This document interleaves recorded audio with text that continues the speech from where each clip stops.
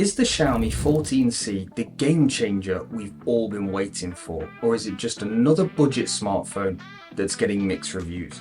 Join me as I unbox this latest smartphone and share my first 48 hours with it, and let's find out if it potentially deserves a spot in your pocket.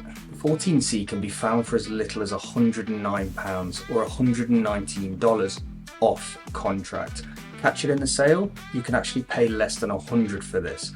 And surprisingly, it's got a feature that Apple users have been waiting for years, but more on that a little later. Inside this pretty slick box, you'll be greeted by the Redmi 14C itself, listing some features that you'd expect from a modern day flagship, with a huge 6.88-inch display, so you can view your 50 megapixel AI assisted photos. And you should be able to do this for a long time without running out of juice, thanks to its rather generous 5160 mAh battery. Just for context, Apple's iPhone 16 Pro Max comes packing just 4685 mAh batteries, and that thing has got a lot more work to do. With most phones today, you don't really get much else other than the device and the power cable.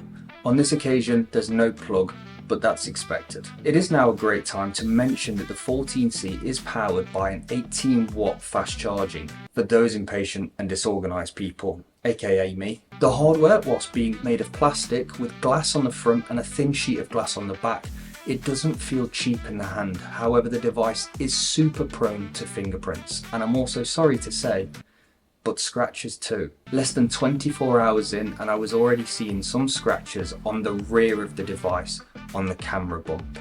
The main issue with these shiny reflective materials are that scratches are almost a guarantee. So do as I would advise, use protection. The display is a mixed experience. I sometimes see a blue hue on the screen when I should be seeing white, and this is often the case with low-end smartphone displays. It's one of the easiest areas to cut corners and manufacturers to save money. I haven't found a way to tweak the settings to reduce this yet, but I'll be sure to keep you updated in the full review. As for text, it is fairly sharp and the colours generally pop quite nicely, but when viewing images or graphics, I don't think the 14C does a great job. It's not a terrible job, but if you look closely, the image details are rather soft.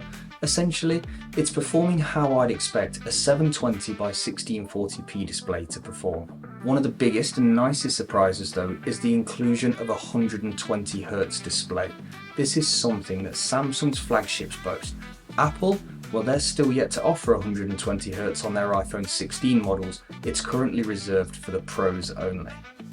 The fact that it's included is a really nice touch. It definitely enhances the user experience when browsing the web or playing games. For the price of this phone, at 120Hz refresh rate set aside, the display is not anything I wouldn't expect within this price range, but if you watch a lot of video content such as Netflix or YouTube, something to definitely bear in mind. There are some chunky looking bezels around the perimeter of the display, but I've seen worse, and with a display that's this big, it's not as noticeable as you might think. I mean, it's not like there's not enough screen real estate, and if you're into your specifications, it works out 84% screen to body ratio. In terms of the cameras, the 14C is rocking multiple cameras. A 50 megapixel f1.8 shooting at 28mm, there's also a 2 megapixel f2.4. Now, do me a favour, don't let the 50 megapixel convince you that you're sort of getting flagship quality photos. You're not. The sensor isn't of the highest quality. They've done that to ensure that they can keep it affordable. What does that equate to? Well, photos can actually be a little bit on the weak side if you're not in ideal lighting conditions. I certainly wouldn't expect to be able to do anything more than snap a few photos of your family on a day out and maybe upload them to social media. If video is your thing, the highest resolution on the 14C is capable of 1080p, so that's full HD, and it's 30 frames per second. Not the worst thing in the world, but again, don't expect to be shooting any Oscar-winning movies.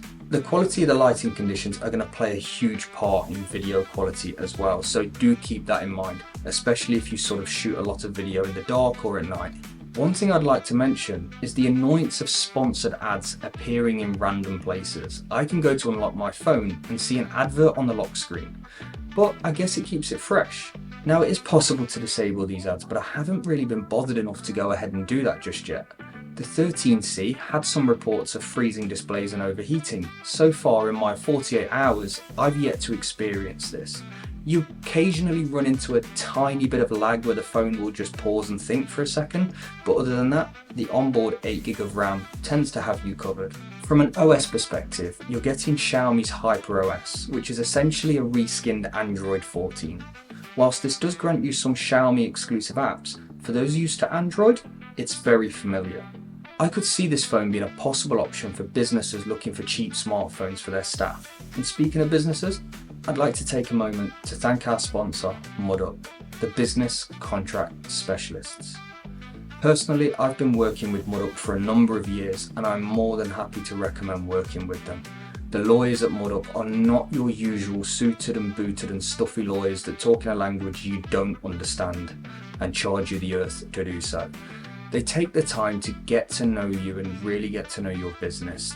This means that they're able to draft and review your contracts to ensure that you are protected, giving you peace of mind and helping you sleep at night. Now, if the Xiaomi 14C is on your radar, stay tuned for the full review by hitting that subscribe button. It's completely free.